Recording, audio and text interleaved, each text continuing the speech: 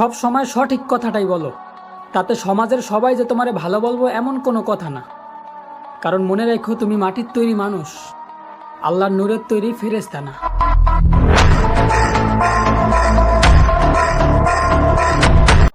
আমাদের এই সমাজটা অনেক আজব। আমরা দুই হাতে অন্যের হক নষ্ট কইরা মসজিদে গেলে আবার এই দুই হাত দিয়ে আল্লাহর কাছে মোনাজাত ধরি। কতটা বোকা আমরা! সৃষ্টির মনে কষ্ট দিয়া স্রষ্টারে খুশি করার চেষ্টা করি।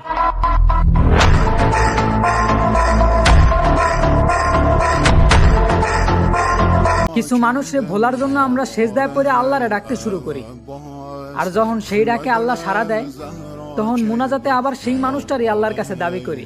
স্বার্থপর মানুষ আমরা, নিজের স্বার্থের জন্যই সৃষ্টিকর্তারে স্মরণ করি।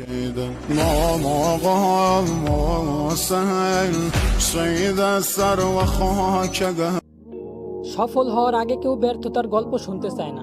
শূন্য পকেটে নিজের আপন মানুষগুলাই পাশে থাকে না, আর তুমি ভাবছো তোমার পকেট ভর্তি টাকা আছে, পরিচয়ের জন্য উচ্চ বংশ আছে, তাই কবর তোমারে আপন করে নিব।